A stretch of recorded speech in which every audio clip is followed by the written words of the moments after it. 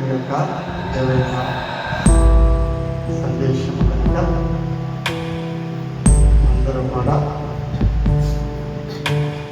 మందిరము అనేది ప్రాముఖ్యత. అయితే పిల్లరా, ఈ రీతిగా కలుసుకోవడానికి కనీసం అక్కడ ఉన్నప్పుడు ఒకసారి వచ్చి వెళ్ళాను. అప్పుడు ప్రభువు నమ్ముకొని అప్పటి నుండి ఇంతవరకు కలుసుకుంది లేదు. అయితే విన్నాను, ఆ తోటి సహోదరులు కొంతమంది దేవర ప్రాంతంలో ఉన్నారు. వాళ్ళు చెప్తూ ఉన్నప్పుడు హృదయము ఎంతో కుంగిపోతూ ఉండేది. అన్న సహోదరి బాప్తిసం పొందుతుంది, అభిషేకం పొందుతుంది, పరిచర్య బాగా జరుగుతుంది చెప్పారు. విన్నాను కానీ రావడానికి వీలు కావాలి. అయితే వాస్తవానికి పోయిన వారమే రావాల్సింది. చేశాను, ఫోన్ చేశాను, వీళ్ళు కాలేదు. ఈ రీతిగా దేవుడు మనిషిలో ఉండడానికి సంకొచ్చారు. 1997 జూలైలో ప్రభువునందు రక్షించబడటానికి దేవుడు నా బ్రతుకులో ఒక వెలుగునిచ్చాడు. హల్లెలూయా. ఆనాటి నుండి ఈనాటి వరకు కూడా దేవుడు కృపలో భూమి పైన నడిపిస్తూ ఉన్నాడు. ఎందుకు ఆ రీతిగా దేవుడు నన్ను ఏర్పాటు చేసుకున్నాడో ఆయనకి తెలుసు. యేసుక్రీస్తు వారు వరకు వచ్చాడండి. తండ్రికి తెలియకుండా కుమారుడు రావటానికి వీలు లేదు. ఎందుకంటే తండ్రి ద్వారా కుమారుడు ఈ లోకానికి పంపించబడ్డాడు. అది ఎవరిని ఉద్దేశపరచడానికంటే తండ్రిని కనపరచబడటానికి కుమారుడు ఈ లోకానికి రావాల్సి వచ్చింది. మరి ఏ విషయంలో ఆ విషయంలో కూడా దేవుని పట్ల ఒక ప్రణాళిక ఉంది.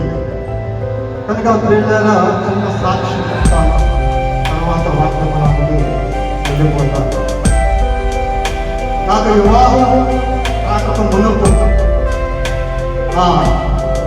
కుడి ప్రక్కన కిడ్నీలలో బలహీనత అనేది కలిగి ఉంది. అప్పుడు నా వయసు 15-16 సంవత్సరాలు. అప్పటి నుండి కూడా ప్రభువును గుర్తెరిగిన తర్వాత కూడా ఆ బలహీనత అలాగే నా శరీరంలో ఉండిపోయింది. అయితే చిన్న వయసులోనే వివాహం అయిపోయింది. దేవుడు నాకు ఇద్దరు ఆడపిల్లలను ఇచ్చారు. దేవునికి స్తోత్రం. అలా పరిచర్యలో ముందుకు వెళ్ళిపోతూ ఉన్న సమయంలో కనీసం ఒక 20 సంవత్సరాల నుండి ఆ బలహీనత నాలోనే ఉండిపోయింది. పౌలు అంటాడు కదా, నేను లోకములో ఉన్నప్పుడు బలహీనుడును, దేవుడిలో ఉన్నప్పుడు బలవంతుడును అనే పౌలు హెచ్చరిక చేస్తాడు. లోకములో ఉన్నప్పుడు బలహీనుడినే, కానీ దేవుడిలో ఉన్నప్పుడు బలవంతుడిని. అలాగా ముందుకు వెళ్ళిపోతున్న సమయంలో నా బిడ్డలు నన్ను గ్రహించారు. ఏంటి మా డాడీ ఇలా అయిపోతున్నాడు ఏంటి అని చెప్పని నేను వారు కొంచెం గ్రహించేసి ఏడవడం ప్రారంభించాను.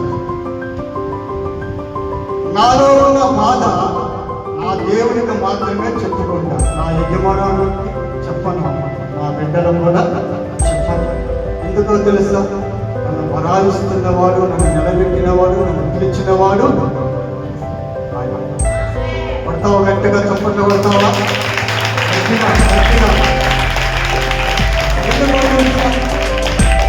ఆయన ప్రాణాన్ని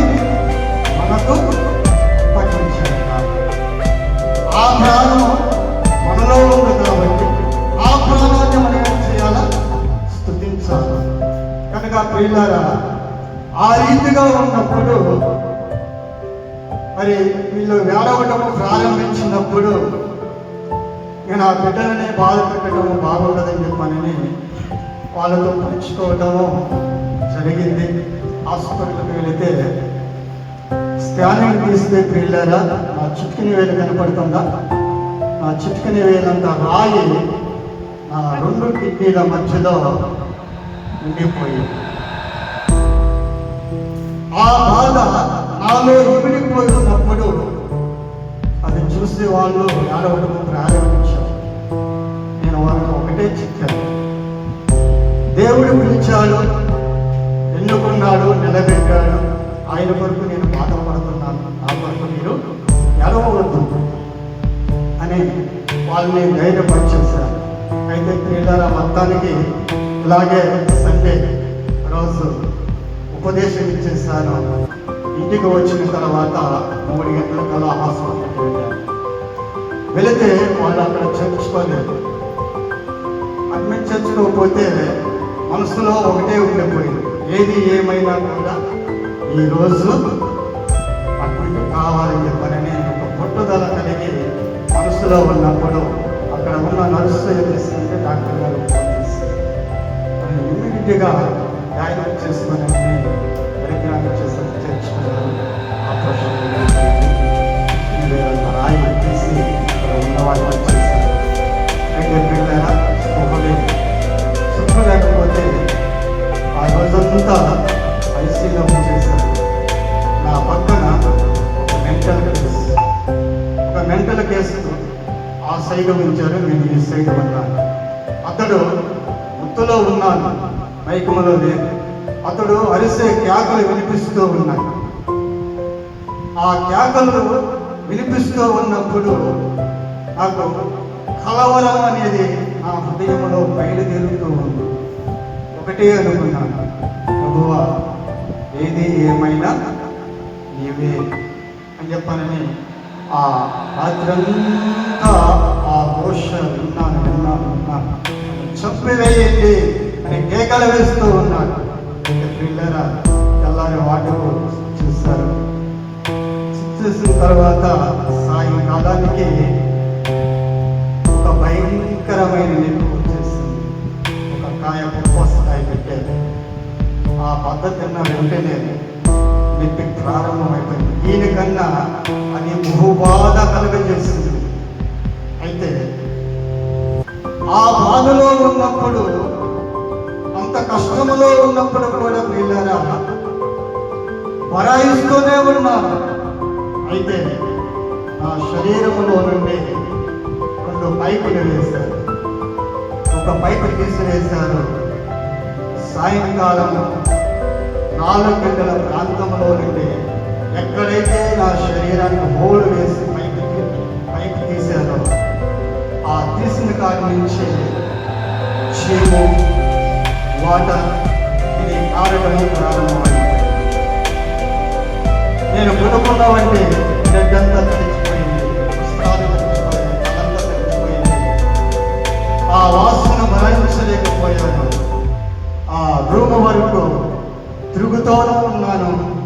ఆ వాటర్ అంతా అలాగనే ఉండిపోతుంది. మొత్తానికి ఆ బాధకు భరాయించలేక కేకలు వేస్తూ ఉన్నప్పుడు నా దగ్గర ఉన్నవంటి వారు వెళ్ళి నర్సును పిలిచారు. పిలిచినప్పుడు వారు వచ్చి ఒక కండిషన్ చేశారు. అదే పని చేయలేదు. అయితే అలాగానే బెడ్ మీద పడిపోయాను. దేవుని స్తుతించడము ప్రారంభించాను. దేవునికి స్తోత్రం, హల్లెలూయా హల్లెలూయా. అయితే అలా దేవుని స్తుతించడము మొదలుపెట్టినప్పుడు స్తుతి స్తుతి స్తుతి స్తోత్రం స్తోత్రం స్తుతిస్తానే ఉన్నాను పిల్లరా. అయితే నాలో మాట ఎప్పుడు ఆగిపోయిందో నాకు తెలియదు. జీవస్తోమంలాగా బ్లడ్ మీద పడిపోయి ఉన్నాను, సరసలేదు. అయితే మధ్య ఆకాశమన నా ప్రభు 12 గంటల ప్రాంతములో తెల్లని వస్త్రములను ధరించుకొని గాయాలలో మేకులు కొట్టబడి ఆయన పాదములలో చేతులతో కొట్టబడి ఆయన ప్రకటి ఎముకలలో నుండి రక్తము కారుతూ ఆయన వస్త్రమును ధరించుకొని నా పాదాల దగ్గర నిలబడటము దర్శనంలో కనపడుతూ ఉంది. ఆ రీతిగా నేను పడిపోయి ఉన్నప్పుడు నా ప్రభు అంటున్నాడు, నా కుమారుడా, నా కుమారుడా, ఇదిగో నేను ఏర్పాటు చేసుకొని ఉన్నాను అని చెప్పని మాట్లాడటం ప్రారంభించాడు. ఎప్పుడైతే ఆయన స్పర్శ నా దేహానికి ఎప్పుడైతే తగిలిందో, నా దేహంలో నుండి ఒక స్వేచ్ఛమైన వంటి ఒక గాలి రావటము జరుగుతూ ఉంది. చూస్తూ ఉన్నాను, చూస్తూ ఉండిపోతూ ఉన్నాను. అలాగానే మరలా 3 గంటల సమయంలో ఆ దేవుడే మరలా వచ్చి నన్ను ముట్టి నన్ను స్వస్థపరిచి ఆరోగ్యమిచ్చి, ఇదిగో నేను ఉన్నవాడు అనవాడును, మొదటి వాడును మరొకటి వాడును, ఆది అంతము లేని దేవుడును అని మాట్లాడి వెళ్ళిపోయాడు. దేవునికి స్తోత్రము కలుగును గాక. గట్టిగా చప్పట్లబడతామని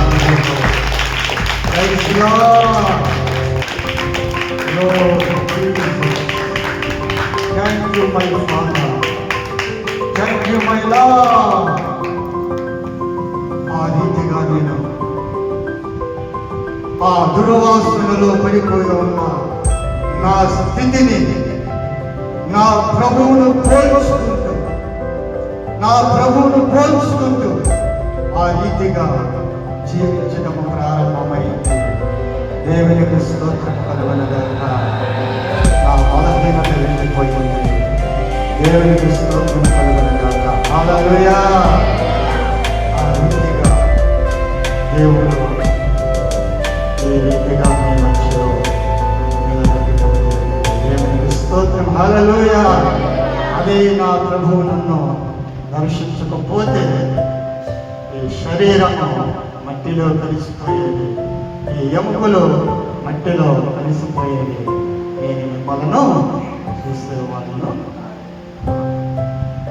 అయితే పిల్లరా, ఆ రీతిలో ఉన్నప్పుడు కూడా 12 రోజులైతే ఆపరేషన్ చేసి నా ప్రాణం పుట్టుకలాడుతూ ఉంది. నేను కొరకు దేవుని మందిరానికి వెళ్ళాలి, దేవుని వాక్యాన్ని ప్రకటించాలి, బోధించాలి అని ఆపత్రయముతో ఆ బలహీనతలో ఉండి కూడా ఇంటిలో ఉన్నామని చెప్పాను. వేడి నీళ్ళు పెట్టండి, నేను దేవుని సన్నిధికి వెళ్ళాలి అని చెప్పని చెప్పినప్పుడు వారు ఆ పని చేశారు. చక్కగా స్నానం చేశాను, బండి వేసుకొని దేవుని సన్నిధికి వెళ్ళడం జరిగింది. దేవుని స్తోత్రం. హల్లెలూయా.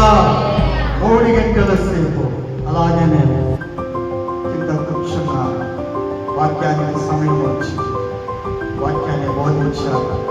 సేవకులు మరొక ప్రాంతానికి వెళ్ళారు. వాళ్ళు అనుకుంటున్నారండి, పోయి మనం చూసొద్దాము, మన అబ్బాయిని చూసొద్దాము అని చెప్పాలని మరొక గ్రామానికి వెళ్ళి అక్కడ వాళ్ళందరితో చెప్పి ఆయన రావడం జరిగిందండి.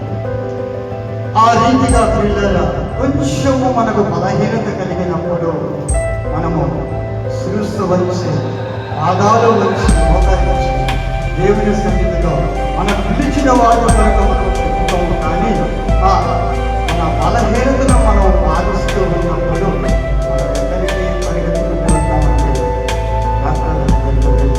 సమస్యలు చెప్పుకుంటాము. చెప్పిన దాన్ని బట్టి ఆయన జ్ఞాపకం ఇస్తాడు. ఈ శరీరానికి విముక్తి కలుగుతుంది. అది మరలా ఉంటుందా, మరలా వస్తానే ఉంటుంది, మరలా నిన్ను బాధిస్తానే ఉంటుంది. అదే నువ్వు చేయవలసిన పని నీ మోకాలు వచ్చి నిన్ను పిలిచిన వాడు నమ్మకమైన వాడు కాబట్టి ఆ దేవుని కొరకు అంగలార్చి నువ్వు ప్రార్థన చేస్తే ఆయన నీ దేహాన్ని కూడితే ఈ లోక సంబంధమైన డాక్టర్లు మనకు అవసరము లేదు. నా ప్రభువుని నా తండ్రిని తాగాను కాబట్టి ఆయన ఈ లోక సంబంధమైన వారి దగ్గరికి ఆయన వెళ్ళలేదు. ఇది మానవ శరీరం, ఇది మానవ ఆలోచన, దైవ సంబంధమైన ఆలోచన ఏమిటంటే బలహీనత కలిగినప్పుడు ఆ బలహీనతను బట్టి మోకాలు వేసి ప్రార్థన చేసినప్పుడు ఆ బలహీనత నీలో నుండి వెళ్ళిపోవాలి. అది దైవశక్తి కార్యమంటే దేవునికి స్తోత్రం కలుగునుగాక. ఇంకా భయంకరమైన సాక్ష్యాలు ఉన్నాయి. దేవుని చిత్తమైతే మరొకసారి మంచిలో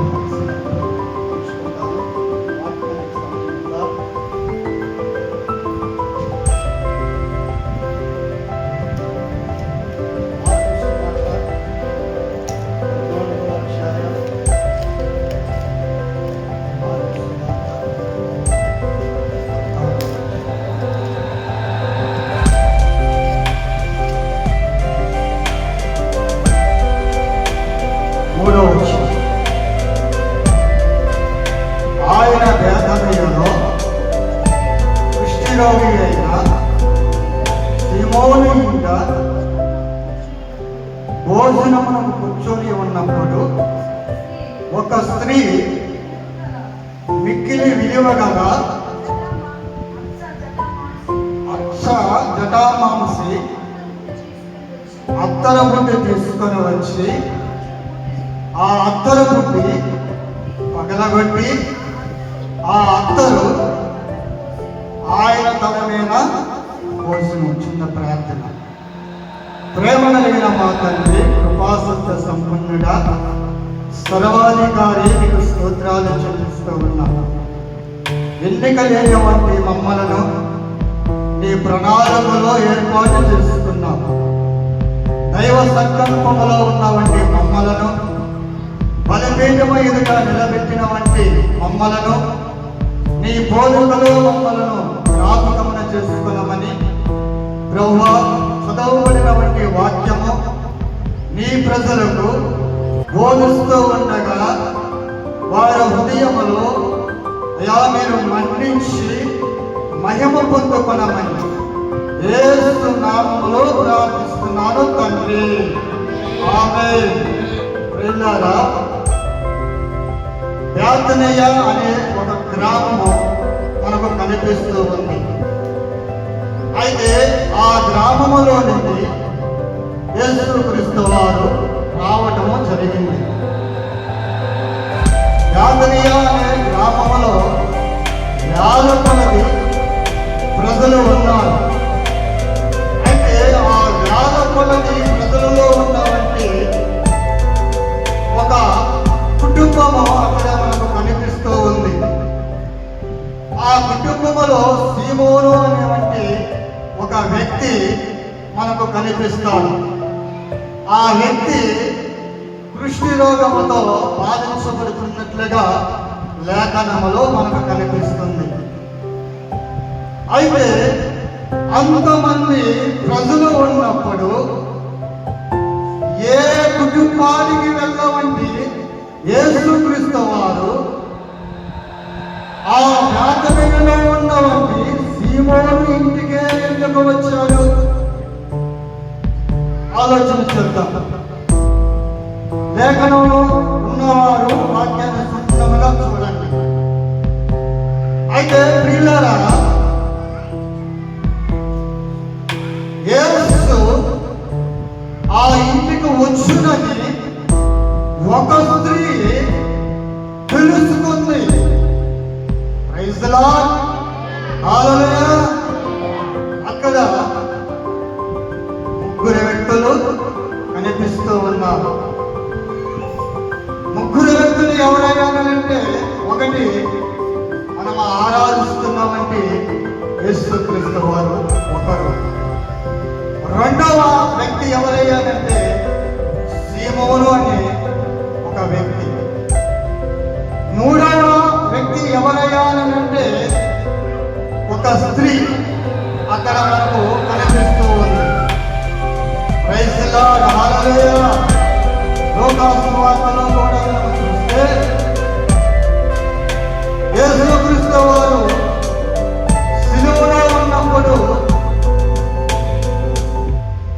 సిలువలో ఆయన నలిగిపోతూ ఉన్నప్పుడు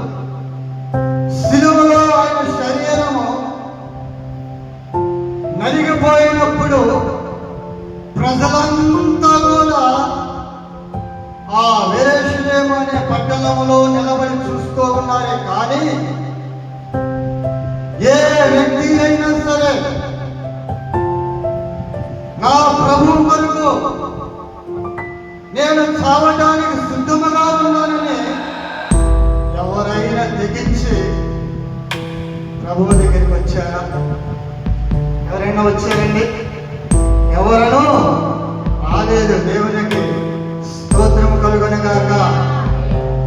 ఆయన చూస్తూ ఉన్నాడు, ప్రజలు ఏడుస్తూ ఉన్నారు.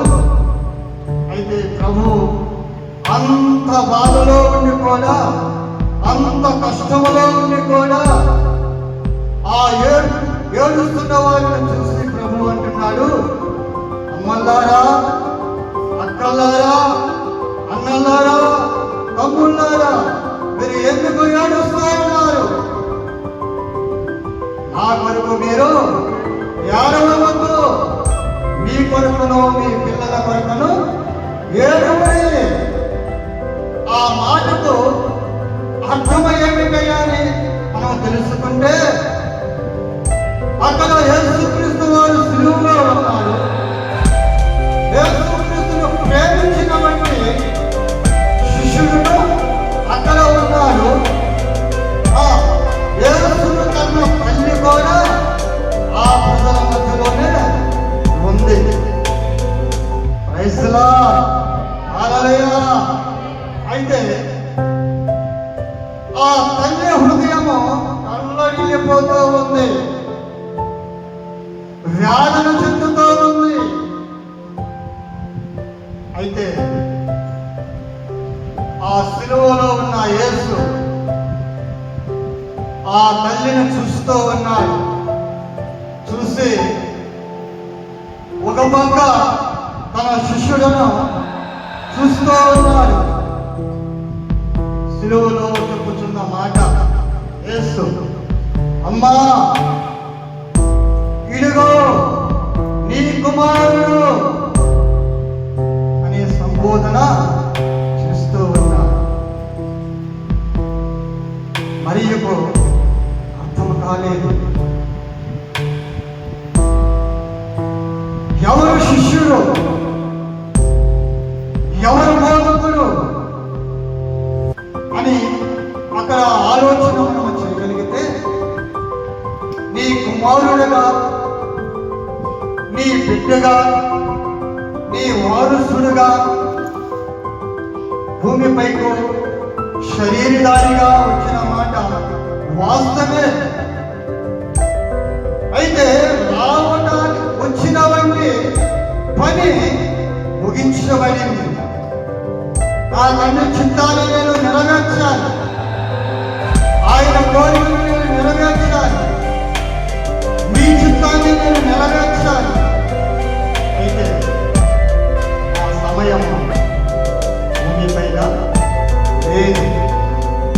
అది ప్రకటించబడటానికి నన్ను ఎలాగైతే భూమిపైన చూసుకున్నావో, ఎలాగైతే నన్ను ప్రేమించావో, ఎలాగైతే నన్ను కౌగిలిలోకి తీసుకున్నావో, ఎలాగైతే నన్ను ఆదరణని కలగజేసావో, ఆ ప్రేమ అదిగో నన్ను ప్రేమించిన వంటి నా కుమారుడైన యోహానును నీ చేతులకు అప్పగిస్తూ ఉన్నా.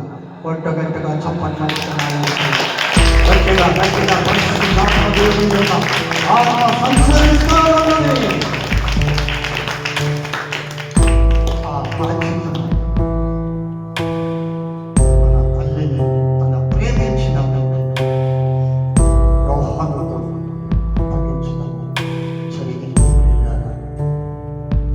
అలాగని ఆ బేతనీలో ఉన్నవంటి ఆ ముగ్గురు యొక్క సంభాషణ ఆమె ఒక విలువైన వంటి ఒక వస్తువు, ఆమెకు తగిన రీతిగా, ఆమె మనస్సుకు తగిన రీతిగా ఆమెను మనస్సును సంతృప్తిపరిచింది.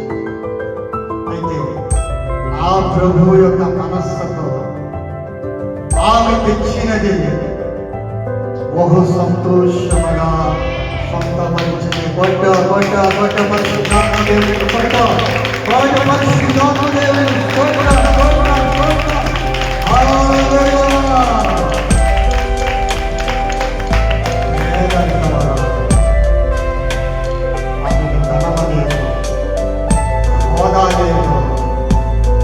భూమి పైన ఆమెను ప్రేమించిన వారు ఎవరైనా సరే లేకపోయిండవచ్చేమో, కానీ ఆమె ప్రభువుతో ఉండటానికి ఇష్టపడింది. దేవునికి స్తోత్రం. హల్లెలూయా. మరి ఈ విషయం నువ్వేమి తీసుకుని వచ్చావు? ప్రభు సన్నిధికి మీరేం తీసుకుని వచ్చారు? ఏమండి, ప్రభు సన్నిధికి మీరేం తీసుకుని వచ్చారు? గత వారం అంతా నేను కాల్చి కాపాడాను కదా. నువ్వు బ్రతుకు ఉన్నావంటే ఎవరి కృప? దేవుని కృప, సేవకుల యొక్క కృప. సేవకుడు ప్రార్థించకపోతే పిలిచిన వారి కుటుంబాలు ఎలా ఉంటాయో తెలుసు. మన ప్రార్థన ఎంతవరకు పనిచేస్తుంది? రక్షణ పొందిన వాళ్ళు ఎంతమంది ఉన్నారు? రక్షించుకున్నారా? ఈ పిల్లలను చూస్తుంటే, పిల్లలను చూస్తుంటే వెనక కూర్చున్న ఆనందంతో ఎందుకు చెప్పగలుగుతున్నాను ఆ మాట తెలుసా? చిన్న వయసు వాక్యంలో ఉన్న బిడ్డలు వాళ్ళకి బైబిల్లో ఉన్న తెలుసా? బైబిల్లో ఉన్న వాక్యాలు తెలుసా? దానికి బాధ్యతలు ఎవరు తీసుకోవాలి? ఎవరు తీసుకోవాలండి? వారిని కన్నా తల్లిదండ్రులు తీసుకోవాలి. వారిని తల్లిదండ్రులు ఏమి చేయాలో తెలుసా? జ్ఞానం కలిగిన వాడు తన కుటుంబాన్ని కట్టుకుంటుంది. Praise lord. దేని ద్వారా కట్టుకోవాలి? ప్రార్థన అనే శక్తి ద్వారా కుటుంబాలు కట్టబడాలి. ఒక స్త్రీలో ఒక పురుషుడు దేవుని యొక్క శక్తి ఉంటే ఆ కుటుంబానికి ఏ అపాయమని గుణాలను, ఏ ప్రజలను, నీ దగ్గర దేవుడు రాజుడు. బలమైనటువంటి శక్తి ఈరోజు మన గుడారాల్లో తెగులు, వ్యాధులు, బాధలు, కష్టాలు వస్తున్నాయంటే మన విశ్వాసం ఎలా ఉందో ఒక్కసారి పరీక్షించుకో. యేసుక్రీస్తు వారు చెప్పాడు కదా, నీ విశ్వాసము నిన్ను స్వస్థపరచును. యేసయ్య చెప్పిన మాట వాస్తవం కాదా? ఈరోజు నీలో కార్యం జరగకుండా ఉండడానికి కారణం ఏమిటో తెలుసా? విశ్వాసం అనేది నీలో ఏదో పైకి విశ్వాసం కలిగిన వారినే, పైకి ప్రార్థనకు వచ్చుతున్న వారినే, పైకి భక్తి చేస్తున్నవంటి విశ్వాసులనే. అయితే ప్రియులారా, ఆ బిడ్డలను చూసినప్పుడు రాయలసీమ ప్రాంతంలో ఆలగడ్డ అనే ఒక ప్రాంతానికి వెళ్ళినప్పుడు అక్కడ నా ప్రాణ స్నేహితుడు, నాకంటే మంచి దైవజనుడు, వివాహం లేదు, దేవుని ఒకరికి సమర్పించుకున్నాడు, దేవుని సేవ చేస్తూ ఉన్నాడు. ఈ రోజుల్లో వివాహం లేకుండా సేవ చేయటము అసాధ్యం. దేవుని కొరకు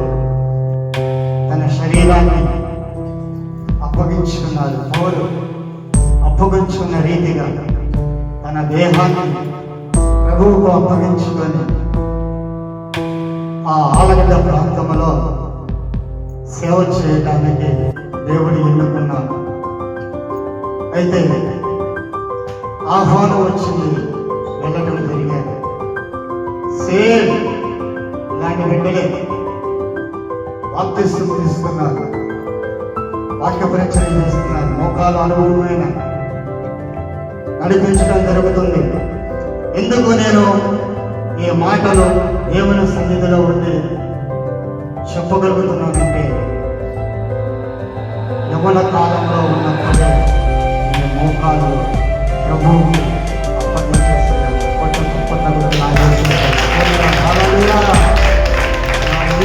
కూడా భూమిపైన ఉన్నప్పుడు, ఆయన మరణమును సమీపిస్తూ ఉన్నప్పుడు, ఆయన ఈ లోకాన్ని నేను విడిచి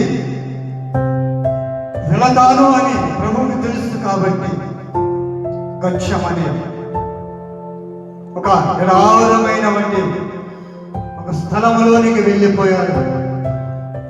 అది ఆ స్థలం బైబిల్లో గచ్చమనే వనం అని రాయబడి ఉన్నది. కానీ ఆ స్థలాన్ని చూసిన వారు ఎవరు లేరు. అయితే ఆ స్థలం ఎలాంటిదో తెలుసా? ఇలాంటి స్థలం కాదు, అది ఇరుకైన వంటి స్థలం. అది ముళ్ళ తోట వంటి స్థలం, రాళ్ళు కుప్పల తిప్పలుగా ఉన్నవంటి స్థలం. అలాంటి స్థలములో నా ప్రభు మోకాళ్ళ వచ్చి పంపినవాడు తండ్రి కాబట్టి ఆయన వైపు చూస్తూ, తండ్రి సమయం ఆసన్నమైంది, ఇదిగో నా ఆత్మ నీ వద్దకు సమీపించబడటానికి నువ్వు సెలవిస్తే నేను రాగలను అని తన మనస్సులో ఉన్న తన మాట పంపినవన్నీ ఆ తండ్రికి మోకాళ్ళ నుంచి నేలపైన ఉన్న ఆ మోకాలు రక్తముగా మారిపోయి ఆయన శరీరంలో నుండి రక్తధారలుగా కారిపోతూ ప్రారంభమైంది. అయినా కూడా నా ప్రభువు అలాగే ప్రార్థన చేయడం ప్రారంభించాడు. అలాంటి మోకాలు అనుభవం కలిగినవంటి ప్రార్థన మనము కలిగి ఉంటే ఎంత బాగుంటుంది. వంగని ప్రతి మోకాలు యేసు నామములో వంగమని ఆ మోకాలు ద్వారా ఆ ప్రభువుకు నీ హృదయంలో నుండి సమాధాన ఆయన అంగీకరించబడిన గాక. Praise the lord. అలాంటి అనుభవంలోనికి మనము రావాలి. వయస్సులో ఉన్నప్పుడు చేయవలసినవంటి విశ్వాసం, వయస్సు పైన పడిన తర్వాత మోకాలు ఉంచడము ఇష్టం. అలాగనే ప్రియులారా, ఆ యాతని అనే గ్రామంలో ఈ ముగ్గురు అక్కడ మనకు కనిపించడము జరుగుతూ ఉంది. ఎవరు ప్రేమించినవంటి యేసయ్య సింహుని దగ్గరికి ఎందుకు వచ్చారు? ప్రభు నమ్ముకున్నారా? రాయబడి కదా, నమ్ముకోలేదు కదా. ఓహో గర్విష్ఠుడు, సీమోను అందులో ఉన్నా కూడా తన గర్వాన్ని విడిచిపెట్టలేదు. హోదాను చూసుకుంటున్నాడు, పలుకుబడిని చూసుకుంటున్నాడు, అంతస్తును చూసుకుంటున్నాడు. అయితే ఆ ఇంటికి వచ్చినప్పుడు ఆ స్త్రీ విలువ కలిగిన వంటి ఒక అత్తర ముట్టు తీసుకొని వచ్చి అది పగలగొట్టి ఎవరి పైన పోసిందంట? యేసయ్య తలపైన పోసింది. దేవునికి స్తోత్రం. హల్లెలూయా. ఆ పాత్రలో ఉన్నది మన దృష్టికి నీరే. ఏమండి? ఆ పాత్రలో ఉన్నది కనిపించేది మనకు నీరు కావచ్చు. అయితే ఆమె దృష్టికి, నా ప్రభు దృష్టికి ఆ పాత్రలో ఉన్న ఆ నీరు వాక్యానికి సాదృశ్యం. Praise the Lord. హల్లెలూయా. అందుకే అంటాడు ప్రభు అంటాడు కదా, 9వ వచనం చదువు. సర్వలోకములో ఎక్కడ సువార్త ప్రకటించబడినో అక్కడ ఈమె చేసినది అంతయో జ్ఞాపకార్థకముగా రక్షింపబడునని నీతో నిశ్చయముగా చెప్పుచున్నాను. ప్రపంచములో సర్వలోకములో మనం చేసిన పని జ్ఞాపకం చేసుకోవాలంట. Praise the Lord. హల్లెలూయా. జ్ఞాపకం చేసుకోవాలంటే ప్రియులారా, యేసుక్రీస్తు వారు బతికి ఉన్నప్పుడు శిష్యులతో కొన్ని మాటలు చెప్తారు. వారు యేసయ్యను వెంబడిస్తున్నారు, కానీ ఆయనలో ఉన్న మనస్సు వారు తెలుసుకోవాలి. Praise the lord. ఈనాడు సంఘం ఉంది. ఈ సంఘం స్థాపించబడటానికి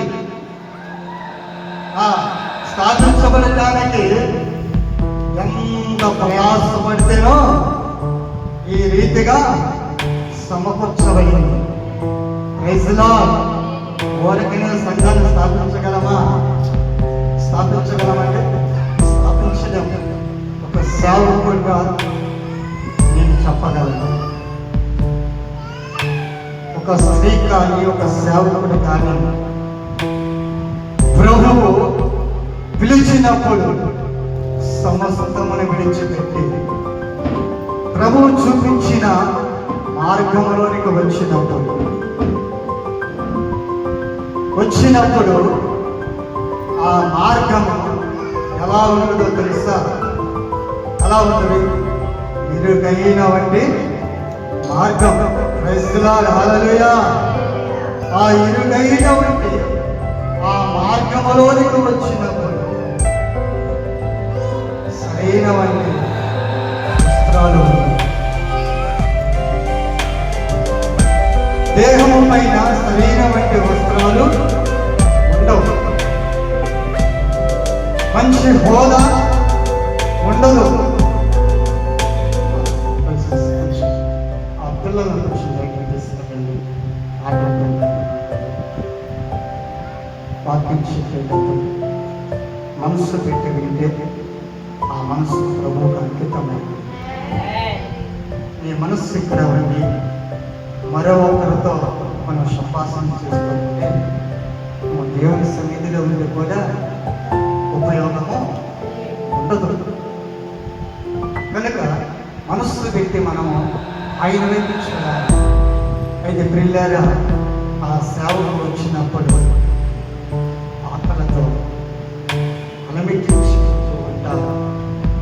కడుపుకు కావలసినటువంటి ఆహారం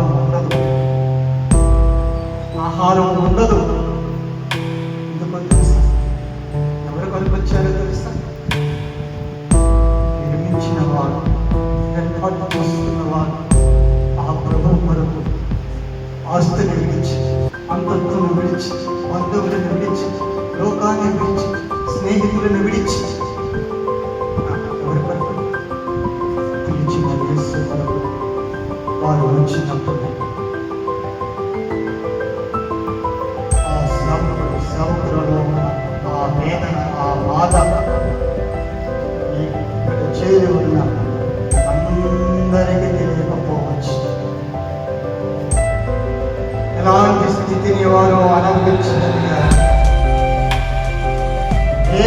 స్థితిలో ఉండి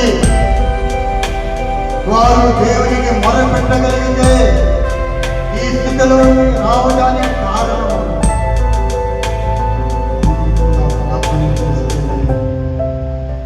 ఇంత గొప్ప కార్యం జరిగింది.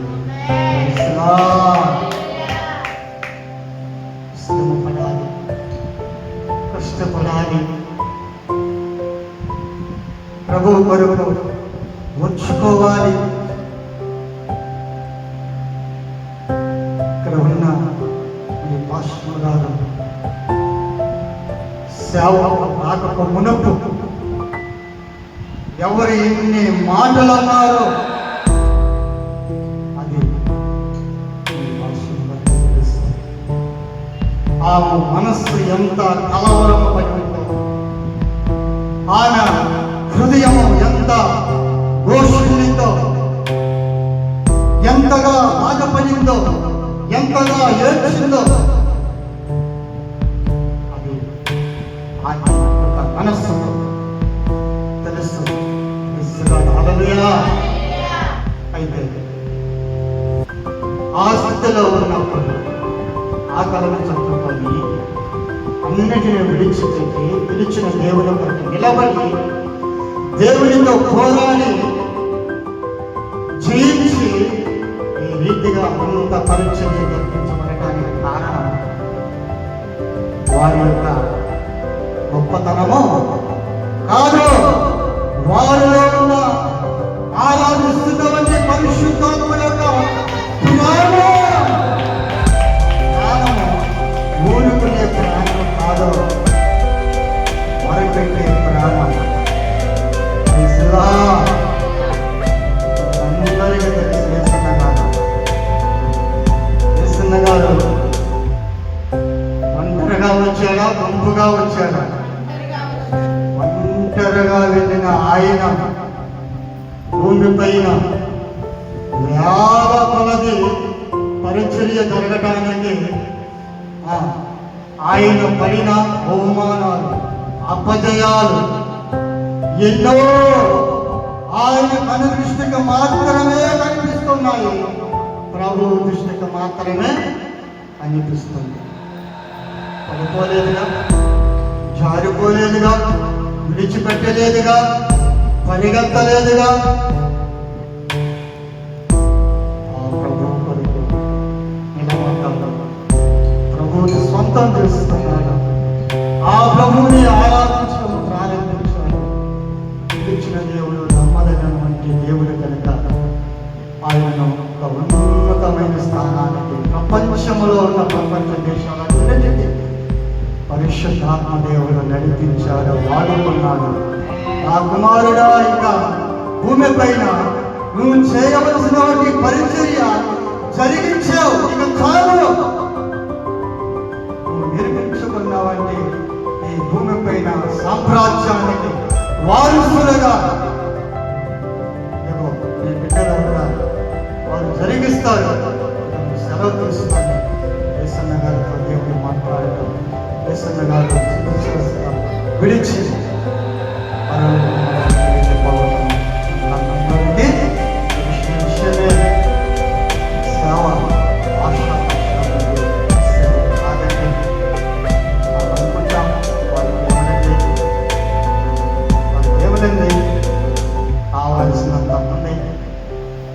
ఈ లోకస్తులు చెప్పుకునే మాటలు ఒక విశ్వాసి పలకకూడదు. బైబిల్ గ్రంథం ఏమి సెలవిస్తుందో తెలుసా? మొదటి స్థానము ఎవరికి ఇవ్వాలి? ఎవరికి ఇవ్వాలండి? ఎవరికి ఇవ్వాలి? మోషేతో దేవుడు ఏం చెప్పాడు? 10 ఆజ్ఞలలో ఉంది ఒకటి, నువ్వు అనుభవిస్తున్నవంటి పంట ఎక్కడ కనిపించాలి? దేవుని మందిరంలో. నువ్వు రోజు ఏం తింటున్నావు? ఏం తింటున్నావంటే ఏం తింటున్నారు? అన్నమే కదా. నువ్వు తినే అన్నంలో నీకు ఎవరు కనిపించాలి? మరి నీ కుటుంబంలో ఉన్నవంటి, నువ్వు సేవిస్తున్నవంటి, నువ్వు వండుకుంటున్నవంటి ఆ ధాన్యములో నుండి పిడికిడు గుప్పిల్ తీసుకొని ఎక్కడికి రావాలి? మీ గుప్పిలు కనిపిస్తున్నాయా? ఏమండి తెస్తున్నారా? గుప్పిలు అసలు తెస్తున్నారా దేవుని మందిరంలోకి? ప్రతి వారం అండి నువ్వు తినే ఆహారం అది శ్రేష్టమైనది. ఆ ఆహారాన్ని దేవుడు ఆశీర్వదిస్తున్నాడు. అది ఎవరి ద్వారా ఆశీర్వదిస్తున్నాడంటే నీ కొరకు ఒక సేవకురాలు, ఒక సేవకుడు సంఘము ప్రార్థిస్తుంది. నా బిడ్డలు క్షేమముగా ఉండాలయ్యా, నా కుమారులు క్షేమముగా ఉండాలయ్యా, వారు వెళుతున్న మార్గములో ఏ అపాయము సమీపించకుండా వారికి ముందుగా నీవు ఉండి నడిపించేయాలని వారు అంగలార్చి దేవుని సన్నిధిలో కేకల వేయటము ప్రారంభిస్తూ ఉంటారు. ప్రైజ్లా. ప్రతి వారం విశ్వాసులు నేర్చుకోవలసినవంటి పని ఏమిటయ్యానంటే నీ గుప్పిని దేవుని సన్నిధిలోనికి తెచ్చి మోకరించి ఎవరికి చెప్పుకోవాలి? యేసయ్యకి చెప్పుకుంటే, నువ్వు ప్రార్థిస్తే, నువ్వు అడిగితే ఆయన కాదనకుండా ఆకాశవాణిలో నింపి పట్టదాలనంత దీవిన నేను మీకు కుమ్మరిస్తాను.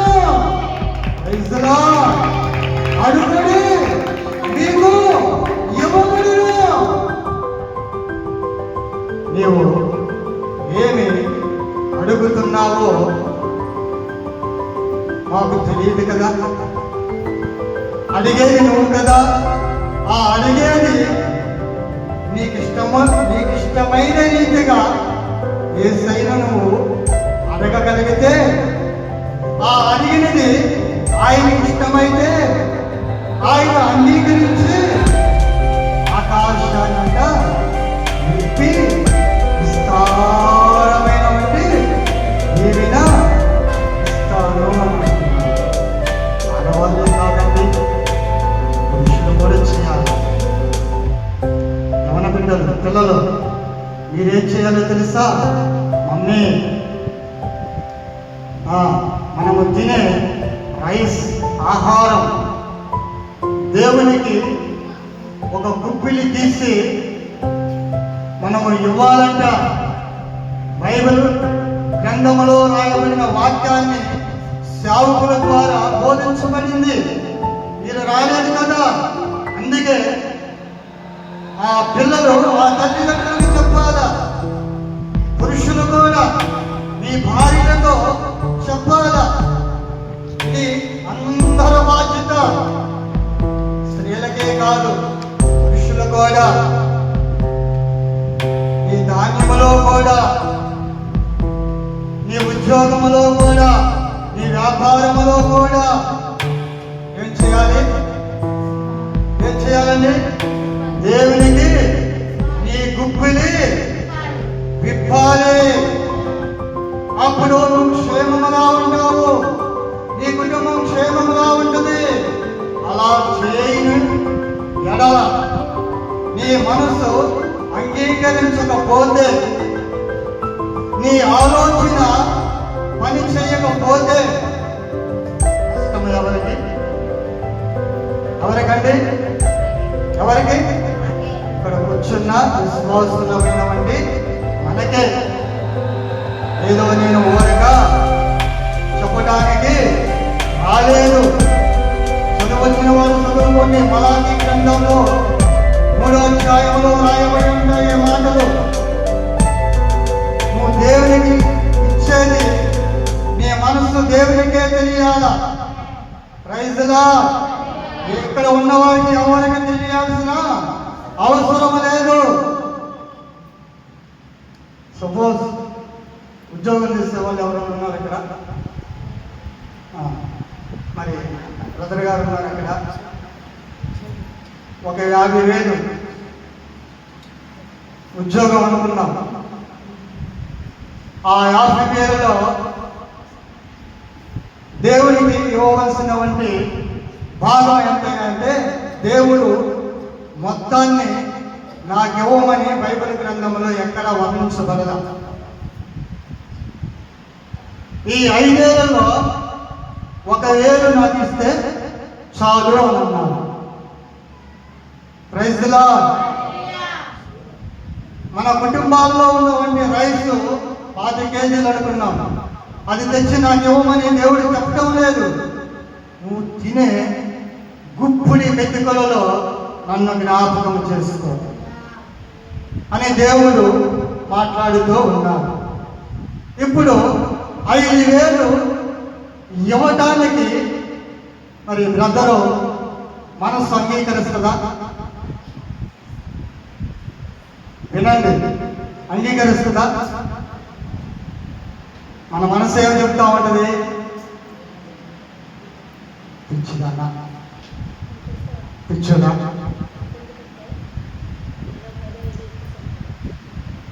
5,000 ఇవ్వాలా? కష్టం నాది కదా, ఉద్యోగం నాది కదా, వ్యాపారం నాది కదా, నేను కష్టపడి సంపాదించుకున్న నా డబ్బుతో ఆయన ఇచ్చేదేంటి? మన మనసు అనిపిదా? దేవుని సన్నిధిలో ఉండి గుండెలపై నేను చెయ్యి వేసుకొని వాస్తవంగా చెప్పగలవా మాట? చెప్పలేం. ఈ శరీరమైన వంటి సంబంధమైన మనస్సు దేవునికి ఇవ్వటానికి మనసు అంగీకరించదు. ఎందుకో తెలుసా? ఒక సేవకుడుగా బలిపీఠం ఎదుట ఉండి ప్రకటించబడుతున్న ఈ మాట నా బ్రతుకులో కూడా జరిగింది. ప్రైజ్ ది లార్డ్, హల్లెలూయా. దేవునికి ఇవ్వవలసినది దేవునికి ఇవ్వకుండా నా ప్రయోజనముల కొరకు, నా అవసరాల కొరకు వాడటం ఎప్పుడైతే ప్రారంభించిందో దేవుడు శిక్ష వేశాడు. ఆ శిక్ష పడిన వెంటనే మనోనేత్రాలు తెరవబడ్డాయి. దేవునికి ఇవ్వటానికి ప్రయత్నం చేశాడు. దేవునికి స్తోత్రం, హల్లెలూయా, హల్లెలూయా. ఈ ఆస్తులు అంతస్తులు ఈ లోకంలో ఉన్నంతవరకే నువ్వు ఎంత సంపాదించుకున్నా, ఎంత జ్ఞానాన్ని పట్టుకున్నా, ఒకరోజు విడవలసిన ప్రాణము విడిచిపోతుంది. ఇవన్నీ కూడా మనతో రావు. భూమి పైన ఉన్నప్పుడు చెప్పుకోవడానికి ఇవన్నీ. ఈ దేహం ఎప్పుడైతే ముగించబడుతుందో నిన్ను తీసుకుపోవడానికి దేవుని యొక్క సైన్యములో ఉన్నటువంటి ఒక దూతను నా ప్రభు భూలోకానికి పంపించబడినగాక. ఎందుకో తెలుసా? ఆయన మహిమలోనికి తీసుకొని వెళ్ళడానికి కొంత చప్పట్లు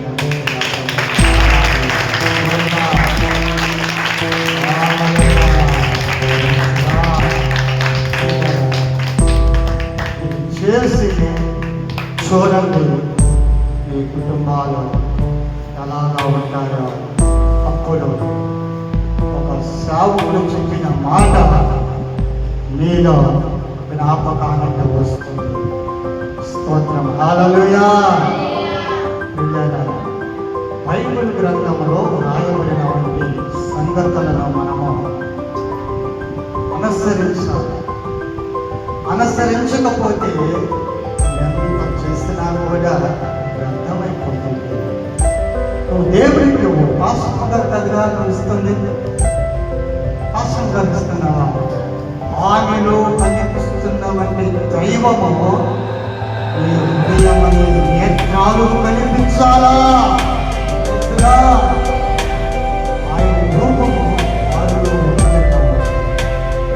అలాగనే ఇక్కడ చేరి ఉన్నామండి.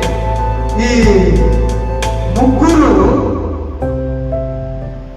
ఇక్కడ చేరి ఉన్నామండి. ఆ యొక్క ముగ్గురు వ్యక్తులు చూస్తే ఆ నీరు ఆమెకు సాదృశ్యముగా కలిగి ఉన్నప్పుడు అది ప్రభువు దృష్టికి సర్వలోకములో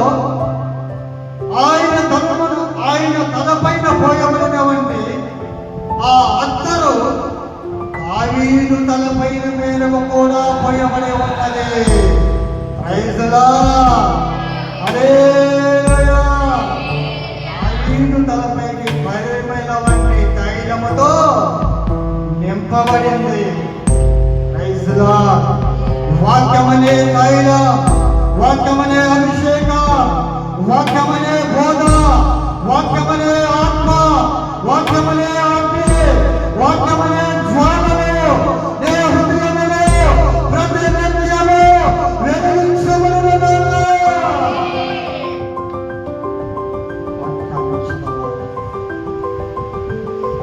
వాక్యముల ద్వారా దేవుని ఈ లోకంలో ఎంతమంది ప్రేమిస్తారండి? నమ్మించి మోసం చేసేవాళ్ళు ఎంతమంది లేరు? ఎంతమంది లేరండి? మన జీవితంలో చూడటంలా ఏనాడైనా యేసును నమ్మిన వ్యక్తి భూలోకంలో ఎవరైనా మోసపోయినా, ఎవరైనా మోసపోయారండి? విన్నారా? చరిత్రలో ఎక్కడైనా మనకి వినిపిస్తుందా? ఎక్కడ కూడా యేసును నమ్మిన వ్యక్తి మోసపోయినట్లుగా ఎక్కడ మనకు కనిపించదు. ఆ మోసపోయిన వాడు ఎవడో తెలుసా? సాతాను చేత ప్రేరేపించబడిన వాడై యేసుని విడిచి మోసపోయాడు. ఎవరు మోసపోయింది? ఎవరండి? ఇస్కరియోతు యూదా. యేసయ్య మనసు తెలియదా? యేసయ్యతో ఉన్న వ్యక్తి కాదా? యేసయ్యతో భోజనం చేసిన వాడి కదా? యేసయ్య ఎక్కడ ఉంటే అక్కడ ఉన్న వ్యక్తి కదా? ఈ 11 మంది శిష్యుల యొక్క మనస్సు మారకుండా ఉండడానికి, ఇతను మనస్సు మారడానికి కారణం యూదాలా కూడా ఈ 11 మంది శిష్యుల మనసు కూడా మారిపోవాలిగా. ఆయన మనసే ఎందుకు మారిపోయింది? ఆలోచించి యోధా మనసు మారినట్లుగా 11 మంది శిష్యుల మనసు కూడా మారాలిగా. మారకపోవడానికి కారణం ఏమిటో తెలుసా? యేసయ్య చెప్పిన మాటలు వారి హృదయములో నిలిచి పోయి ఉన్నది. దేవునికి స్తోత్రం. హల్లెలూయా. యోధాలో యేసయ్య మాటలు లేవు. శరీరానుసారమైనటువంటి వ్యక్తి బాప్తిసాలు పొందుతారు. బాప్తిసాలు పొంది దేవునితో శిలగాటం పడుతున్నారు. కొంతమంది దేవుని సన్నిధికి వస్తూ వస్తూ ఆయనతో ఉండవలసిన వారు ఆయనతో ఉండి, ఆయనతో భోజనం చేసి, ఆయనలో దాహం తీర్చుకొని, కొంతమంది ఏం చేస్తున్నారో తెలుసా? ఎక్కడ వచ్చి వెళ్ళిపోతున్నారు. ఎక్కడికి? లోకంలో ఉండండి. Praise the lord. ఆ రెక్కలు ఎంతకాలం ఉంటాయి? నీలో బలం ఉన్నంత వరకు ఎగురుతావు. నీలో బలము పోయిన తర్వాత ఆ రెక్కలు పనిచేస్తాయా? ఆ శరీరం పనిచేస్తుందా? అప్పుడు యేసయ్య దగ్గరికి వస్తే యేసయ్యని నేను చేర్చుకుంటాడా? చేర్చుకుంటాడండి. కీర్తన గ్రంథంలో చక్కని మాట వ్రాయబడి ఉంది. ఇక అపాయం కలిగినప్పుడు ఏం చేస్తాడంట? నిన్ను చూసి నేను నవ్వుతాను. ఆ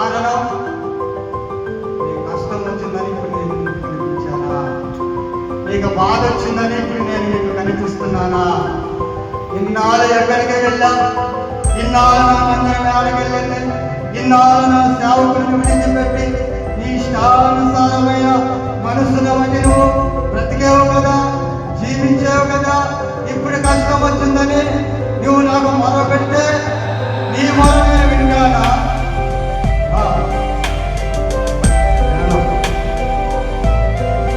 స్తోత్రం, హల్లెలూయా. అలాంటి విశ్వాసాలు కూడా ఉన్నాయి.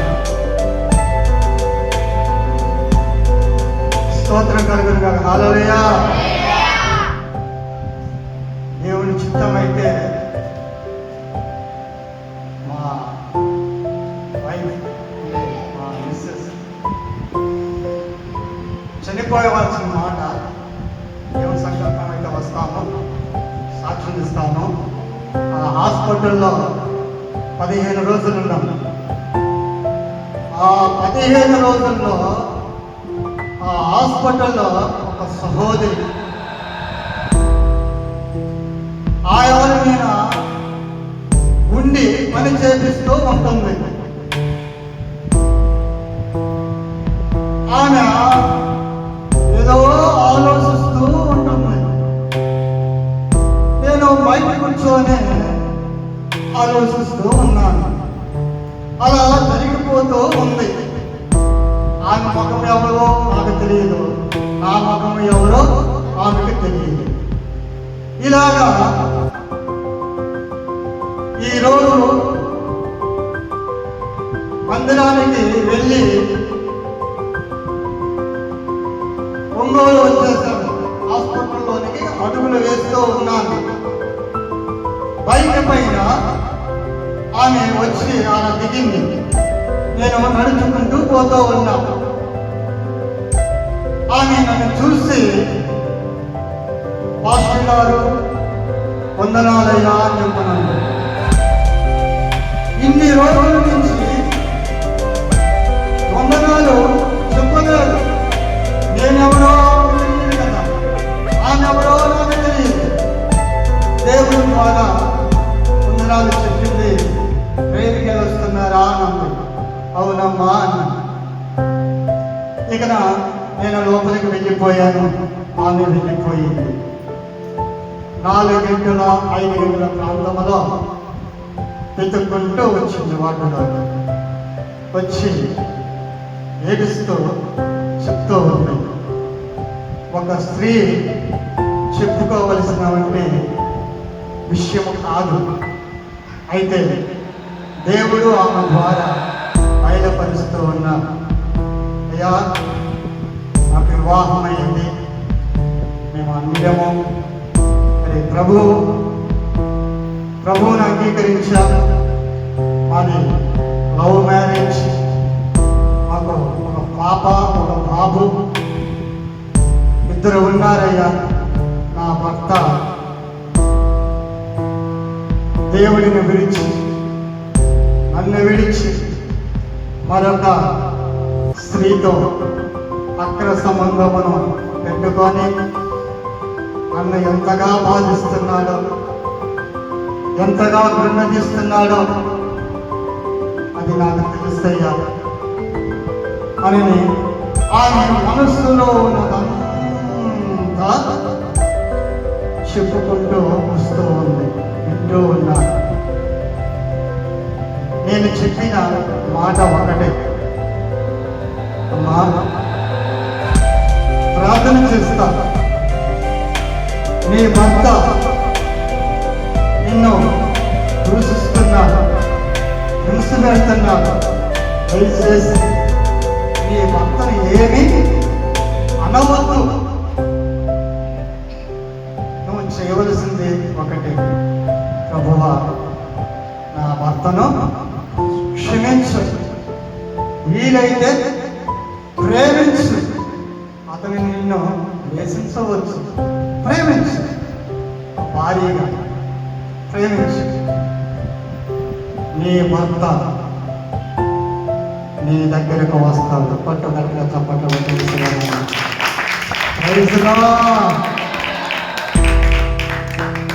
చెప్పటము, ప్రార్థన చేయటము జరిగింది.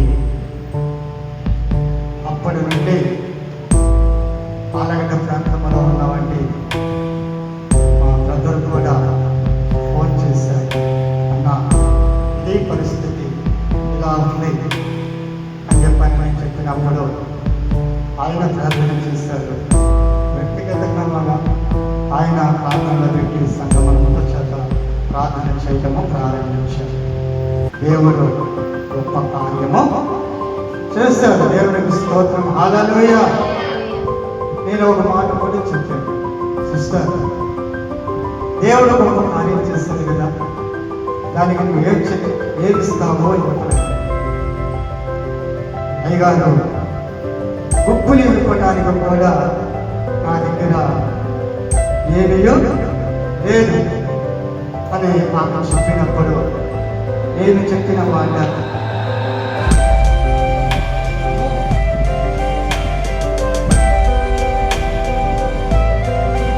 అవసరము ప్రభువుకు ఇవ్వవలసినవన్నీ సమయం వచ్చినప్పుడు ప్రభువుకు ఇవ్వు. నీ కుటుంబంలో వేలు కలిగింది కాబట్టి సేవకులను ఆహ్వానించుకొని నీ కుటుంబముల ద్వారా, విడిపోయిన నీ కుటుంబముల ద్వారా యేసయ్య కలిపాడు కాబట్టి ఆ చుట్టుపక్కల ఉన్న వారంతా నీ స్థితి వారు తెలుసు కాబట్టి నా యేసు మీ ద్వారా ఆ కుటుంబ పరిసర ప్రాంతంలో ఉన్న వారికి నా దేవుడు మాట్లాడగలిగితే ఆ కుటుంబాలు కూడా ప్రభువు దగ్గరకు వచ్చును కదా.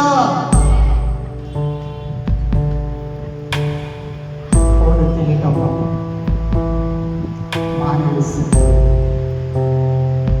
ఫోన్ ప్రేమ లేదు. చాలాసార్లు కూడా ప్రయత్నం చేశాను, అయినా కూడా సఫలత కారణం ఏమిటో తెలుసు. మన బంధకాలు మనల్ని వెంబడిస్తున్నప్పుడు దేవుని సన్నిధిలో ఆ సాకర్యం ఎందుకు తెలుసు, మనలో ఉన్న చీకటి ప్రభావము దేవుని మందిరానికి దూరం చేస్తుంది. అది మన గొప్పతనం కాదు. ఒక సహోదరి కష్టములో ఉంది, ఒక సేవకుడుగా ఆమె మనసులో ఉన్నది ఆ సేవకుడు చెప్పినప్పుడు ఆ సేవకుడు ఆ కుటుంబం కొరకు ఎంత ప్రార్థన చేస్తారు. ఇన్ని రోజులు ఉపవాసం ఉంది, వ్యక్తిగతంగా దేవుడి దగ్గర మొదలుపెట్టినట్టే దేవుడు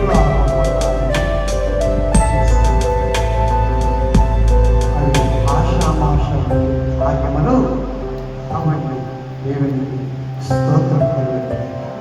ఆయన ఆశ్చర్య కార్యాలు చేస్తాడు, ఆయన అద్భుత కార్యాలు చేస్తాడు. విశ్వాసము నీలో ఉంటే స్తోత్రం. హల్లెలూయా. అలాంటి సీమోను వంటి ఆ గర్వం కలిగిన వంటి ఆ మనస్సు ఒకవేళ నీలో ఉంచేమో, విశ్వాసంలో వస్తే చిన్న చోటు చూస్తున్నామేమో, సేవకులు వస్తే చిన్న చూపు చూస్తున్నామేమో, నీ పక్క వారితో నీవు నీ ప్రేమపూర్వకంగా వారిని ప్రేమించగలుగుతున్నావా, ఆదరించగలుగుతున్నావా, వారితో నాకు ఏమి పని లేదు అని చెప్పని అనుకుంటున్నావా?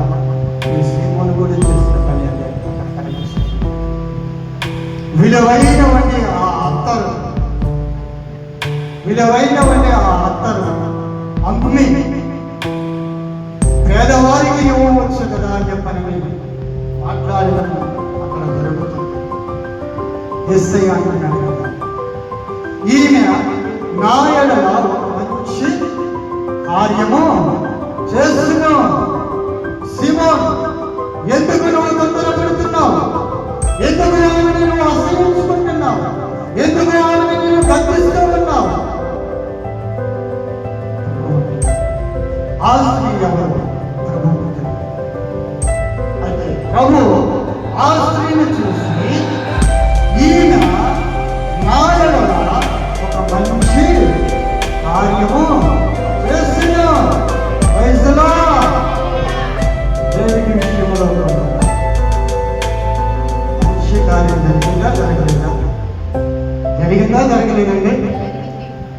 నేను అనుకున్నా, అంటే నాకు తెలియదు వాస్తవాన్ని. వారి యొక్క కుమార్తె వివాహం జరిగినప్పుడు నాకు తెలియదు, ఆహ్వానం రాల.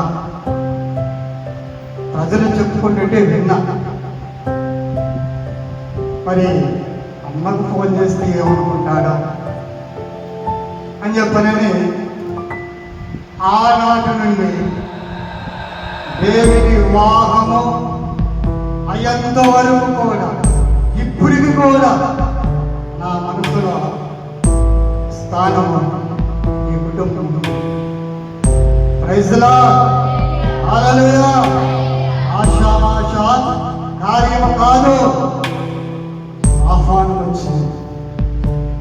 వచ్చింది, తెలియపరిచారు. వాస్తవానికి వచ్చాను కానీ మరి అమ్మను చూశాను. పరిశ్రమ కలిగిన నా వయసులో పెద్దవారిని అన్న, అమ్మ, చెల్లి, తమ్ముడు పిలవటం నాకు అలవాటు. అయితే ఆ పరిసర స్టేజ్ పరిసర ప్రాంతం అంతా చూశాను, కనిపించడం. సరే చెప్పని ఈ భోజనాలు కాడ ప్రజలు బాగా ఒత్తిడిగా ఉండే ఒకరిపైన ఒకరు పడతా ఉన్నారు. అది ప్రజల వరకే కదా చేయగలరు. శాంతముగా మనముగా ఫోన్ చేసుకోవచ్చుగా. ఏ అంతా తొందరగా పరిగెత్తాల్సిన అవసరం ఏముంది? దాని వరకు శరీర సంబంధమైన ఆహారం వరకు నువ్వు పరిగెడుతున్నావు, కానీ దేవుని వాక్యం వరకు నువ్వు పరిగెడుతున్నావండి. రావటం లేదుగా, ప్రయాణం పోగొట్టుకొని వస్తున్నావుగా, దేవుని బాధ పెట్టి వస్తున్నావుగా, సేవకులను బాధపరుస్తున్నావుగా. ఆలోచన చేయి. ఇది నీ మనసుకు సంబంధమైనటువంటి ఆలోచనల ద్వారా నువ్వు దేవుని సన్నిధికి వస్తే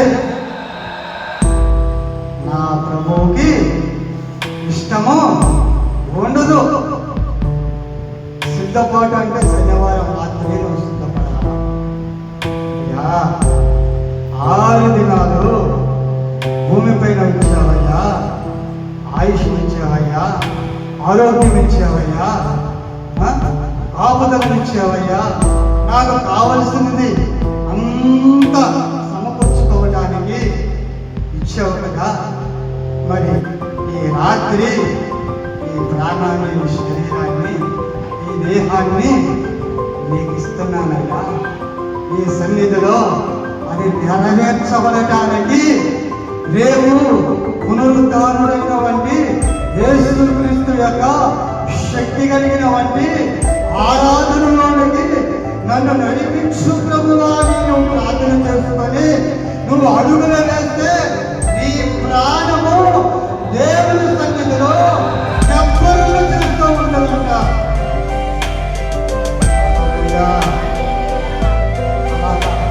దేవుని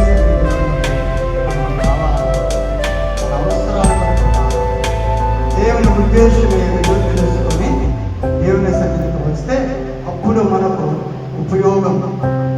అప్పుడు నా మనసు కనిపిస్తుంది. దైవ సేవకులు స్టేజీ మీద చాలా మంది దైవ సేవకులు వచ్చారు, చాలా మంది వచ్చారు సేవకులు. ఎందుకు వచ్చారు? ఒక మంచి కార్యం. ఇందాక చెప్పిన కదా మాస్టర్ గారు, అన్ని విషయములలో వివాహము ఘనమైనది. ఆ ఘనమైన వివాహానికి భూలోకములో ఉన్న దేవదూతలంతా కూడా పరిశుద్ధమైన స్థలంలోనికి సమకూర్చబడ్డారు. దేవునికి స్తోత్రము కలుగును గాక. హల్లెలూయా. పరిశుద్ధులు, ఆ దేవదూతలు వారి యొక్క హస్తాలు ఉంచి విడిగా ఉన్నవండి దేవేది, విడిగా ఉన్నవండి సిస్టర్, సహోదరి, విడివిడిగా ఉన్న వారి ఇద్దరిని ఆ పరిశుద్ధులు ఏం చేశారండి? వాక్యముల ద్వారా వారి ఇద్దరిని జతపరిచారు. స్తోత్ర హల్లెలూయా. తల్లి దగ్గర బిడ్డ ఉంది, తండ్రి దగ్గర కుమారుడు ఉన్నాడు. వేరుగా ఉన్న ఈ ఇద్దరిని ఈ మంచి కార్యక్రమం ద్వారా వారి ఇద్దరిని ఒకటిగా చేసింది ఏమిటి? దేవుని యొక్క వాక్యం. స్తోత్రం. హల్లెలూయా, హల్లెలూయా. ఘనమైనదంటే వాక్యం. ఆయనకి మించినది భూలోకములో ఏది లేదు. స్తోత్రం. హల్లెలూయా. మొత్తానికి ఫోన్ చేసుకునేటప్పుడు స్టేజ్కి చూశారు. అక్కడ ఎవరితోనో మాట్లాడుతూ ఉన్నారు. సరే, మొత్తానికి ఫోన్ చేసుకొని ఆ మైదానం చూస్తే ఎక్కడ నాకు కనిపించింది. వాస్తవం, దేవుని సన్నిధిలో చెప్తున్న మాటలు వాస్తవం కనిపించలేదు. అప్పటికి 8:50 ఇక నన్ను వేసుకొని వచ్చినటువంటి వాహనాన్ని చిన్నగా బయలుదేరి మా కుటుంబానికి చేరుకునేది 10. స్తోత్రం. హల్లెలూయా, హల్లెలూయా. వివాహాన్ని దేవుడు జరిగించాడు. అయితే ప్రియులారా, ఇక్కడ కూడా సీమోను లాంటి గర్వము మనలో ఉంటే విడిచిపెట్టాలి. ప్రేమించు. అవతల వారిని నేను ద్వేషిస్తున్నాడు కదా, ప్రేమించు. నీకు వచ్చిన నష్టం ఏంటి? బరాయించు, ప్రార్థన చేయి. దేవుడు మనసు మారుస్తాడు కదా. ఇంకా ఆశ్రయించుకునే వారిని నువ్వు ద్వేషిస్తే ఉపయోగం ఏమైనా ఉంటుందా? ఇంకా వాడు చనిపోతాడు.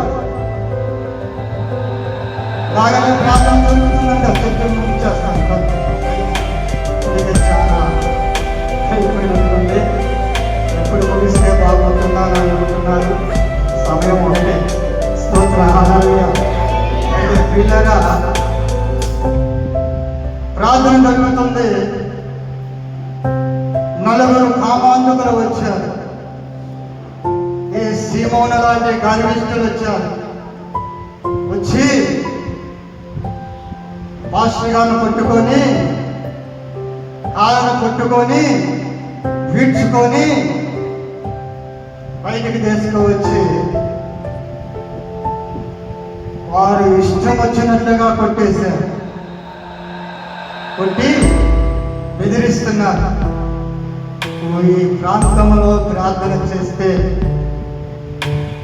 చంపేస్తాం, వాస్తవం అని చెప్పని బెదిరించి వెళ్ళిపోయాను. ఒక వారంలో మళ్ళా 2వ వారం అలాగనే ప్రారంభం. అలా అలా అలా 4 వారాలు గడిచిపోయి తర్వాత అలాగని హింసించి ఈరోజు నువ్వు దేవుని దగ్గరికి, నీ యేసయ్య దగ్గరికి వెళ్ళిపో అని చెప్పని హింసించి బాధపరిచి వెళ్ళిపోయారు. మళ్ళీ వస్తామని వారు వచ్చిన సమయానికి వీళ్ళు ఏం చేశారో తెలుసా? బలిపీఠమైన మోకాలు వచ్చి ప్రార్థన చేయడం ప్రారంభమైంది. శిలువలో ఉన్న నా యేసు, కలవలో ఉన్న నా యేసు, తండ్రి వీరు ఏమి చేస్తూ ఉన్నారో మీరు కనుక వీరిని క్షమించయ్యా. నీ విలువ వారికి తెలియదు ప్రభువా. మమ్మల్ని బాధించినప్పటికీ ఇది నీ బాధ్యత అని చెప్పని జ్ఞానము ప్రారంభించి ప్రార్థన చేసినప్పుడు ఆ 4గురిలో ఒకడు తన మనస్సు మారిపోయింది. దేవునికి స్తోత్రం. హల్లెలూయా, గ్లోరీ జీసస్. మనస్సు మారిపోయి ఆ ముగ్గురితో అంటున్నాడు, మనము చేసింది అన్యాయం, మనము చేసింది అక్రమం. ఈయన మనల్ని ఏం చేస్తాడు? ఈయన మనల్ని ఏమి చేయలేదు కదా. బాధ పెడుతున్నాం? ఆయన పని ఆయన చేసుకుంటా అంటే ఈయన జోలికి మనము రాకుండా మనం వెళ్ళిపోదామని చెప్పారని ఆ ముగ్గురితో మాట్లాడి అక్కడ నుండి వెళ్ళిపోయారంట. దేవునికి స్తోత్రము కలుగును గాక. హల్లెలూయా, హల్లెలూయా. కొన్ని సంవత్సరములు గడిచిపోయిన తర్వాత ఆ నలుగురిలో ఎవరి మనసు అయితే మారిపోయిందో, ఎవరైతే కఠినముగా వ్యవహరించి తిరుగుబాటు చేశారో, ప్రభువు యొక్క గోపురతకు వారు ప్రాణాలను పోగొట్టుకున్నారు. ఎవరి మనసు అయితే మారి హింస పెట్టి బాధించబడ్డారో ఆ వ్యక్తిని ప్రభువును పట్టుకొని ఒక గొప్ప సేవకుడిగా మారి పరిచర్య చేస్తూ ఉన్నప్పుడు ఆ సేవకుడు, ఈ బాధ పెట్టినటువంటి సేవకుడు ఉన్నాడు చూసారా, ఆయన దగ్గరకు వచ్చి, అయ్యా మా గ్రామంలో 3 దినాలు పరిచర్య చేయాలి అని ఆయన దగ్గరకు వచ్చి మాట్లాడటం జరిగిందంట. ఆయన ఎవరు ఈయనకి తెలియదు. ఆయన ఏమి చేశాడో ఆయనకి తెలుసు. అయితే వచ్చిన తర్వాత ఆ ప్రాంతానికి దైవ సేవకుడికి వెళ్ళిన తర్వాత ఆ స్టేజీ పైన ఈ దైవజనులను పిలిచిన పాస్టర్ గారు పరిచయం చేయడం ప్రారంభించారు. ఒకప్పుడు లోకములో ఉన్నప్పుడు వెర్రివాడుగా ఉన్నాను, గర్విష్ఠుడుగా ఉన్నాను, అహంకారుడుగా ఉన్నాను, నా తండ్రి మాట వినలేదు, నా తండ్రి మాట వినలేదు, నా స్నేహితుల మాట వినలేదు, నేను ఎవరి మాట వినలేదయ్యా. గర్విష్ఠుడిని యవన కాలంలో ఉన్నప్పుడు నా స్నేహితులతో కలిసి సేవకులు బోధిస్తున్నటువంటి దేవుని మందిరంలోనికి వెళ్ళి కాలం పట్టుకొని బయటికి పీల్చుకొని ఆయనను ఎంత బాధ పెట్టానో ఆ విలువ అప్పుడు నాకు తెలియలేదు. ఆ విలువ ఆ సేవకుని ద్వారా నాకు తెలిసింది. ఒంటరిగా చప్పగా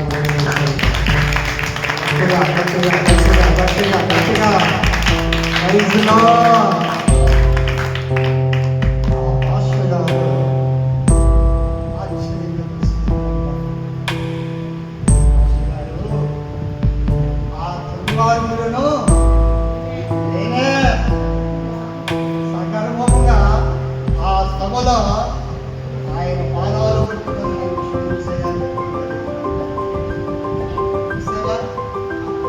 దేవునికి సాధ్యమైనది భూమి పైన లేదు. ఉన్న వారిని తిరుగుబాటు చేయగల వారిని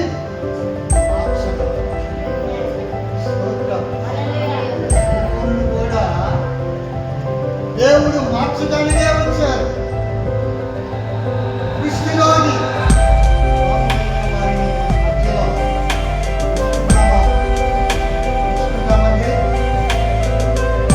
అయితే యవ్వన వస్త్రాలు ధరిస్తారు. అయినా రోజు వచ్చి చీమ గారుకోమనుకోండి, రక్తం గారుకోమనుకోండి, ఆ వ్యక్తి వచ్చి స్థలంలో కూర్చుంటే ఊరుకుంటామండి. అసహించుకుంటావా, అసహించుకోవా, ఊరికే అర్థం వెళ్ళవా?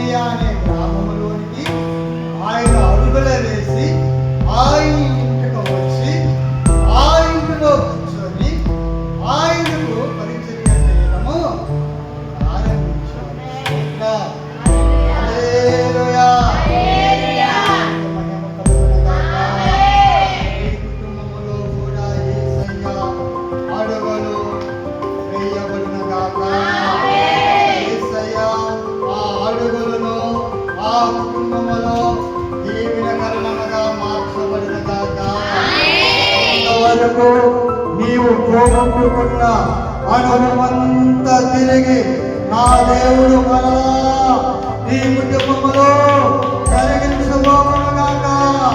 నువ్వు దేనికి దూరమైపోయావు, ఏదైతే నువ్వు పోగొట్టుకున్నావో, ఏ స్థితిలో నువ్వు పోతున్నావో, ఏదైతే దేవునికి దూరముగా కలిగి నువ్వు బ్రతుకుతున్నావో,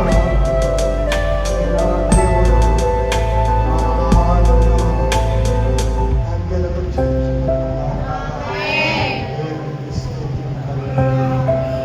సమయం ఎక్కువైతే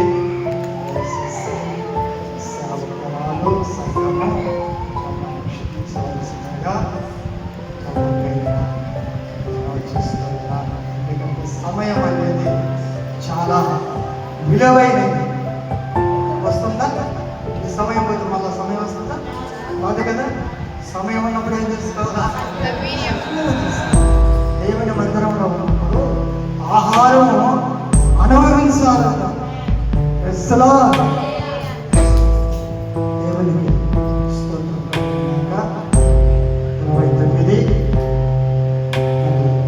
కృతజ్ఞత మూలిక రాయలసీమ ప్రాంతంలో, ఆరగడ్డ ప్రాంతంలో జరుగుతుంది అన్న తప్పకుండా రావాలి అనే ఆహ్వానము ఇచ్చుకుంటారు. స్తోత్ర హల్లెలూయా. అది వాస్తవానికి పోయిన వారంలోనే జరగాలి. మందిర వార్షికానికి ఆదివారమే వచ్చింది. ఆ రోజు శ్రావకులు ఎవరు కూడా రారు. ఎవరి సంఘంలో వారికి పరిచయం ఉంటుంది. ఒక పక్క సభలు ఉన్నాయి, ఒక పక్క మందిర వార్షికం ఉంది. ప్రార్థన చేస్తున్నాను. మరి ఇలాంటి సమస్య ఏంటి అని చెప్పారని అన్నకి చెప్పాను ముందుగా. ఒకవేళ రావాలంటే అక్కడ ఉండలేదు. 12:30 కల్లా వాక్యాన్ని ముగించుకుంటాం. తిరిగి ప్రయాణం రావడానికి నాకు అవకాశం కావాలి అని చెప్పారని చెప్పడము జరిగింది. మరి సేవకులు ఏమి ఆలోచన చేసుకున్నారో, ఏమి ఆలోచించుకున్నారో ఫోన్ చేసి అన్న 29 పెట్టుకున్నాం, పిల్లల ఎగ్జామ్స్ కూడా ఉన్నాయి అని చెప్పడం జరిగింది. అందరూ కూడా ప్రార్థన వ్యక్తిగతంగా మీ ప్రార్థనలో జ్ఞాపకం తీసుకొని ప్రార్థించింది. నా పేరు ఆనవ్, మా గ్రామం కారు నుంచి కంటూరు మండలం.